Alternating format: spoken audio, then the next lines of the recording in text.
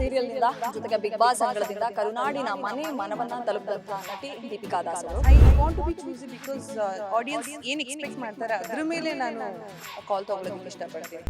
Real ಲೈಫಲ್ಲಿ ನಾನು ಹೇಗಿದ್ದೀನಿ ಅದೇ ರೀತಿ ಇರುವಂಥ ಒಂದು ಕ್ಯಾರೆಕ್ಟರ್.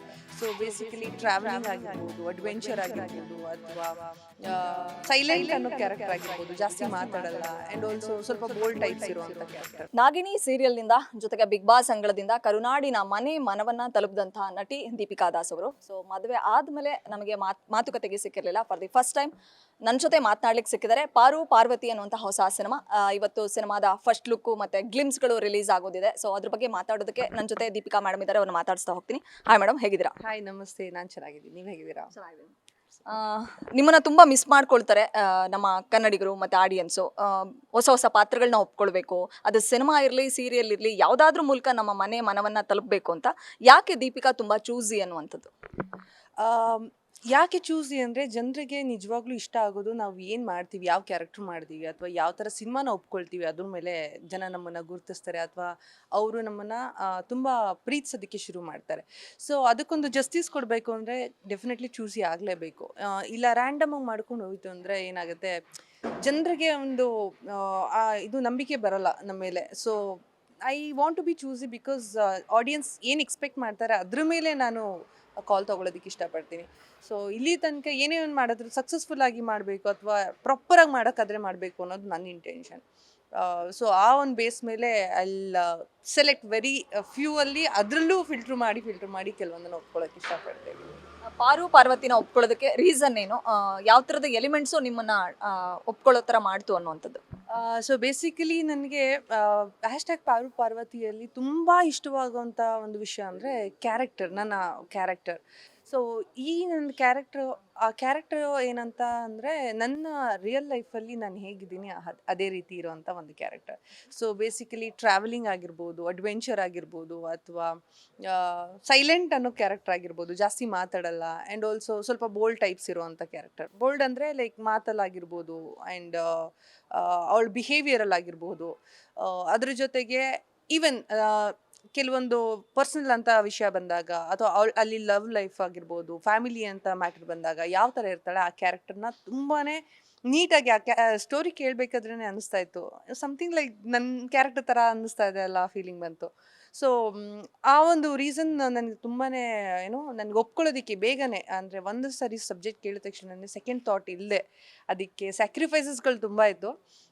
ಸೊ ಆ ಸ್ಯಾಕ್ರಿಫೈಸ್ನ ಎಲ್ಲನೂ ತಲೆಯಿಂದ ಸೈಡಲ್ಲಿ ಎತ್ತಿಟ್ಟು, ಇಲ್ಲ I should do this because something like I am presenting myself ಅನ್ನೋ ಫೀಲಿಂಗ್ ಬಂತು. ಸೊ ಹಾಗಾಗಿ I had to. Deepika ma'am, ನಿಮ್ಮ ಕನಸುಗಳಿಗೆ ದೀಪಕ್ ಎಷ್ಟು ಸಪೋರ್ಟಿವ್ ಆಗಿ ನಿಂತಿದ್ದಾರೆ? ಅದು ಸಿನಿಮಾ ಮಾತ್ರ ಅಲ್ಲ, ಟ್ರಾವೆಲಿಂಗ್ ಇರಲಿ ಅಥವಾ ಬೇರೆ ಬೇರೆ ನಿಮ್ಮ ಎಲ್ಲಾ ಥರದ ಕನಸುಗಳಿಗೂ ಅವ್ರು ಎಷ್ಟು ಸಪೋರ್ಟ್ ಮಾಡ್ತಾ ಇದ್ದಾರೆ ಅನ್ನೋಂಥದ್ದು? ಖಂಡಿತ ಸಪೋರ್ಟ್ ಮಾಡಲೇಬೇಕು, ಸಪೋರ್ಟ್ ಮಾಡ್ತಾ ಇದ್ದಾರೆ ಕೂಡ. ಬಿಕಾಸ್ ಮುಂಚೆಯಿಂದನೂ ನಾವು ಯಾವ ಫೀಲ್ಡಿಂದ ಬಂದಿದ್ದೀವಿ, ನಾವು ಯಾವ ರೀತಿ ಅಂತ ತಿಳ್ಕೊಂಡೇ ಮೂವ್ ಆಗಿರ್ತಾರೆ. ಇವತ್ತೂ ಕೂಡ ಅಷ್ಟೇ, ಇಂಡಸ್ಟ್ರಿಯಿಂದ ಬಂದಿರೋಳು ಆ್ಯಂಡ್ ಡೆಫಿನೆಟ್ಲಿ ಅವ್ರಿಗೆ ಡ್ರೀಮ್ಸ್ ಇರುತ್ತೆ.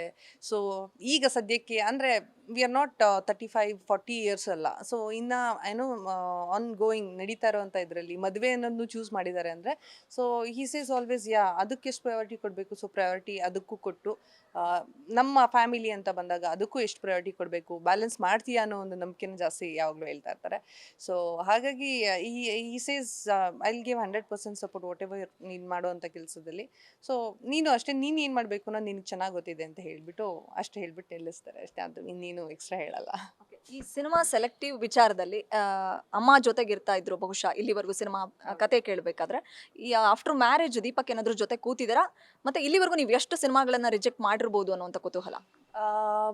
ಐ ಥಿಂಕ್ ಸಬ್ಜೆಕ್ಟ್ ಅಂತ ಬಂದಾಗ ನನ್ನನ್ನೇ ಕೇಳಕ್ಕೆ ಬಿಡ್ತಾರೆ. ಆ್ಯಕ್ಚುಲಿ ಅವರೇನು ಇಂಟರ್ಫಿಯರ್ ಆಗಲ್ಲ.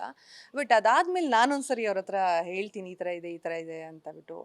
ಸೊ ಈ ಸೀಸ್ ನಿನ್ಗೆ ಇಷ್ಟ ಆಯಿತು ಅಂದರೆ ಮಾಡು, ನಿನ್ಗೆ ಚೆನ್ನಾಗಿ ಅನಿಸುತ್ತೆ ಅಂತಂದರೆ ಮಾಡು. ಬಿಕಾಸ್ ಸ್ವಲ್ಪ ಇಂಡಸ್ಟ್ರಿಗೂ ಅವ್ರಿಗೂ ಸ್ವಲ್ಪ ಡಿಫ್ರೆನ್ಸಸ್ ಇರುತ್ತೆ. ಡಿಫ್ರೆನ್ಸ್ ಅಂದರೆ ಅವ್ರಿಗೂ ಇದಕ್ಕೂ ಸಂಬಂಧ ಜಾಸ್ತಿ ಇಲ್ಲ. ಸೊ ಆ ನಂಟುಗಳು ಕಡಿಮೆ ಇರೋದ್ರಿಂದ ಈ ಸೀಸ್ ನಿನಗೆ ಗೊತ್ತು what to choose, what not to choose. So ನೋಡಿಕೊಂಡು ಚೆನ್ನಾಗಿರೋದನ್ನ ನೀನೇ ಚೂಸ್ ಮಾಡಿಕೊಂಡು you move on. So whatever the support I will give ಅನ್ನೋ ಥರ ಹೇಳ್ತಾರೆ. ಮುಂಚೆ ಅಮ್ಮ ಆದರೆ ಏನು ಮಾಡ್ತಿದ್ರು, ಅಮ್ಮ ನಾನು ಇಬ್ಬರು ಒಂದೇ ಥರ ಟ್ರಾವೆಲ್ ಮಾಡಿದ್ವಿ. ನಾನು ಆನ್ ಸ್ಕ್ರೀನ್ ಬಂದೆ, ಅವ್ರು ಆಫ್ ಸ್ಕ್ರೀನಲ್ಲಿದ್ದರು, ಅಷ್ಟೇ ವ್ಯತ್ಯಾಸ. ಅಮ್ಮಂಗೆ ಒಂದು ಐಡಿಯಾ ಇದೆ, ಒಂದು ನಾಲೆಡ್ಜ್ ಇದೆ ಸಿನಿಮಾ ಅನ್ನೋದ್ರ ಬಗ್ಗೆ. ಸೊ ನಾನು ಫಸ್ಟ್ ಅಮ್ಮ ಹತ್ರನೂ ಹೇಳ್ತೀನಿ, ಅದಾದಮೇಲೆ ಇವ್ರ ಹತ್ರ ಹೇಳ್ತೀನಿ. ಸೊ ಕಂಬೈನ್ ಟುಗೆದರ್ ಒಂದು ಒಪಿನಿಯನ್ ಬರುತ್ತೆ. ಅದ್ರ ಮೇಲೆ ನನಗೂ ಕೂಡ ಒಂದು ಪರ್ಸ್ನಲ್ ಒಪಿನಿಯನ್ ಅಂತ ಇರುತ್ತೆ. ಸೊ ಇದೆಲ್ಲ ಮಿಕ್ಸ್ ಮಾಡಿ I will take a call on that. ರೀಸೆಂಟಾಗಿ ಐ ಥಿಂಕ್ ಐ ಹರ್ಡ್ ಒಂದು ಸ್ಟೋರಿ, ಅದು ಸ್ವಲ್ಪ ನನಗೂ ಅದಕ್ಕೂ ಆಫ್ ಕ್ಯಾರೆಕ್ಟರ್ ಅಂತ ಅನ್ನಿಸ್ತು. ಸೊ ಹಾಗಾಗಿ ಸದ್ಯಕ್ಕೆ ಒಂದು 2-3 ಸಬ್ಜೆಕ್ಟ್ ಕೇಳಿದ್ದೀನಿ ಅಷ್ಟೇ. ಒಂದಂತೂ ಸ್ಟ್ರೇಟ್ ಅಪ್ ಪ್ರಾಜೆಕ್ಟಲ್ಲಿ ಇಟ್ಟಿದ್ದೀನಿ, because that is not my ಥರ ಅಂತ. ಈಗ ಬೇರೆ ಭಾಷೆಯಲ್ಲೂ ನೀವು ಅಭಿನಯಿಸಿದಿರಾ ತೆಲುಗುನಲ್ಲಿ, ಅಲ್ಲಿನ ಆಫರ್ಗಳು ಯಾವುದಾದ್ರೂ ಬರ್ತಾ ಇದೆಯಾ? ಯಾವುದಾದ್ರೂ ಕೇಳಿದ್ದೀರಾ, ಕೇಳ್ತಾ ಇದ್ದೀರಾ? ಇಲ್ಲ, ತೆಲುಗು ತಮಿಳ್ ಇಂಡಸ್ಟ್ರಿ ಅಂದರೆ ಸದ್ಯಕ್ಕೆ ಯಾವುದು ಆಫರ್ಸ್ ಇಲ್ಲ. ಬಟ್ ನಾವು ಈಗ ಮಾಡ್ತಾ ಇರೋ ಈ ಸಿನಿಮಾಗಳು ಕೂಡ ಆ್ಯಕ್ಚುಲಿ ಬೈ ಲ್ಯಾಂಗ್ವೇಜಲ್ಲೇ ಬರ್ತಾ ಇದೆ. ಸೊ ಒಂದೇ ಸಿನಿಮಾಗೆ 3 ರೀತಿ 2 ರೀತಿ ನಾವು ಆಲ್ರೆಡಿ ವರ್ಕ್ ಮಾಡಿದ್ದೀವಿ. ಈ ಸಿನಿಮಾ ನೀವು ಹೇಳಬೇಕು ಅಂದರೆ ಮಲಯಾಳಂ, ಕನ್ನಡ ಆ್ಯಂಡ್ ಆಲ್ಮೋಸ್ಟ್ ಬೇರೆ ಬೇರೆ ಲ್ಯಾಂಗ್ವೇಜ್ಗಳಲ್ಲಿ ಕೂಡ ಪ್ಲ್ಯಾನ್ ಮಾಡಿದ್ದಾರೆ. ಹಾಗಾಗಿ ಶೂಟಿಂಗ್ ಟೈಮಲ್ಲೂ ಅಷ್ಟೇ ನಾವು 2-3 ರೀತಿ ನಾವು ಡೈಲಾಗ್ ಹೇಳೋದಾಗಿರ್ಬೋದು, ಎಲ್ಲನೂ ಅಲ್ಲೇ ಆನ್ ಸೆಟ್ಟಲ್ಲೇ ನಾವೆಲ್ಲ ಪ್ರಿಪ್ರೇಷನ್ ಮಾಡಿಕೊಂಡು ಎಲ್ಲನೂ ಪ್ರೊಸೀಡ್ ಮಾಡಿದ್ದೀವಿ. ದೀಪಿಕಾ ಮ್ಯಾಮ್, ಎಷ್ಟೋ ಜನ ಗಾಡ್ ಫಾದರ್ಗಳು ಇಲ್ಲ ಅಂತ ಕೊರಗ್ತಾರೆ. ನನಗನ್ಸೋ ಪ್ರಕಾರ ನೀವು ನಂಗೆ ತುಂಬ ಇನ್ಸ್ಪೈರ್ ಆಗ್ತೀರಾ. ಗಾಡ್ ಫಾದರ್ ಇದ್ರೂ ಕೂಡ ಅವ್ರ ಸಪೋರ್ಟ್ ಇಲ್ಲದೆ ಬೆಳೆದು ನಿಲ್ಲೋದಿದೆಯಲ್ಲ ಇಂಡಸ್ಟ್ರಿಲಿ, ನಿಮ್ಮದೇ ಆಗಿರ್ತಕ್ಕಂಥ ಒಂದು ಚಾಪ್ ಮೂಡ್ಸೋದಿದೆಯಲ್ಲ, ಅದು ನಿಜಕ್ಕೂ ಒಂದು ಸವಾಲಿನ ಕೆಲಸ. ಯಾರಿದ್ರೂ ನಾನೊಬ್ಬಳೇ ನಿಲ್ತೀನಿ ಅನ್ನೋವಂಥ ಛಲ ಬಂದಿದ್ದು ಅಮ್ಮ ಇಂದನಾ ಅಥವಾ ಹೇಗೆ ಅನ್ನುವಂಥದ್ದು? ಖಂಡಿತವಾಗ್ಲೂ ಅವರ ಒಂದು ಇನ್ಸ್ಪಿರೇಷನ್ ನನಗೆ ಯಾವಾಗಲೂ ಇರುತ್ತೆ. ನಾನು ಯಾವಾಗಲೂ ಹೇಳ್ತಾ ಇರ್ತೀನಿ, ನಮ್ಮಪ್ಪ ನನಗೊಂಥರ ಯಾವಾಗಲೂ ರೋಲ್ ಮಾಡೆಲ್ ಥರ, ನಮ್ಮಮ್ಮ ಯಾವಾಗಲೂ ನನಗೆ ಇನ್ಸ್ಪೈರ್ ಮಾಡ್ತಾರೆ ಅಂತ. ಬಿಕಾಸ್ ದೇ ಬೋತ್ ಹೆಂಗೆ ಮಾಡಿದ್ದಾರೆ ಅಂದರೆ ಯಾರ ಮೇಲೂ ಡಿಪೆಂಡ್ ಆಗಬಾರ್ದು. ಇವತ್ತು ನಾಳೆ ಅಮ್ಮ ಅನ್ನೋ ಹೆಸ್ರು ಬರಬಾರ್ದು, ಅಪ್ಪ ಅನ್ನೋ ಹೆಸ್ರು ಬರಬಾರ್ದು.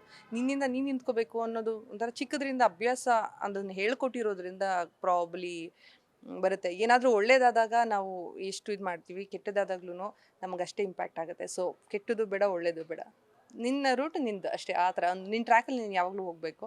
ಫಾರ್ ದಟ್ ಮ್ಯಾಟ್ರ್ ಆಗಲ್ಲ, ಯಾವುದೂ ಬೇರೆ ವಿಚಾರಗಳನ್ನ ಮ್ಯಾಟ್ರ್ ಆಗಲ್ಲ. ಸೊ ಆ ರೀತಿಯಲ್ಲಿ ಜಸ್ಟ್ ಒಬ್ಬರೇ ಏನು ಮಾಡಬೇಕು ಅದನ್ನು ಯು ಡೂ 100% ಅಂತ ಹೇಳ್ಬಿಟ್ಟು ಬಿಟ್ಬಿಟ್ಟಿದ್ದಾರೆ. ದೀಪು ಡೆಸ್ಟಿನಿ ಏನಾಗಬೇಕು ಅಂತ ಅನ್ಕೊಂಡಿದ್ರು ಅದಾಗಿದ್ದೀರಾ, ಅಥವಾ ಇನ್ನೂ ನೀವು ರೀಚ್ ಆಗಬೇಕಾಗಿರೋ ಪ್ಲೇಸ್ ಬೇರೆನೇ ಇದೆಯಾ ಅನ್ನೋಂಥದ್ದು? ಇಂಡಸ್ಟ್ರಿ ಅಲ್ಲ, ಆ್ಯಂಬಿಷನ್ಸ್, ಡ್ರೀಮ್ಸ್ ಅಂತೂ ಖಂಡಿತವಾಗ್ಲೂ ಇದೆ, ದೊಡ್ಡ ಮಟ್ಟದಲ್ಲೇ ಇದೆ. ಗೋಯಿಂಗ್ ಫಾರ್ವರ್ಡ್ ಅದ್ರ ಮೇಲೆ ವರ್ಕ್ ಕೂಡ ಮಾಡ್ತೀನಿ. ಅಂದ್ಕೊಂಡಿರಲಿಲ್ಲ, ಫಸ್ಟ್ ಆಫ್ ಆಲ್ ಬರ್ತೀನಿ ಅಂತಲೇ ಅಂದ್ಕೊಂಡಿರಲಿಲ್ಲ ಈ ಇಂಡಸ್ಟ್ರಿಗೆ. ಬಂದಿದ್ದೀನಿ. ಸೊ ಅಂದ್ಕೊಳ್ಳೆ ಇಲ್ಲಿ ತನಕ ಬಂದಿದ್ದೀನಿ ಅಂದರೆ ನೋಡೋಣ, ಗೋಯಿಂಗ್ ಫಾರ್ವರ್ಡ್ ಇನ್ನೂ ದೊಡ್ಡ ಮಟ್ಟದಲ್ಲಿ ಬೆಳಿಬೇಕು ಅನ್ನೋ ಆಸೆ ಇದೆ. ಅದಕ್ಕೆ ಬೇಕಾದಂಥ ಡೆಡಿಕೇಶನ್ ನಾನು ಕೊಡೋದಕ್ಕೆ ಖಂಡಿತವಾಗ್ಲೂ ರೆಡಿ ಇದ್ದೀನಿ. So let's see. Guarantee news, ಸುದ್ದಿ ಖಚಿತ, ನ್ಯಾಯ ನಿಶ್ಚಿತ.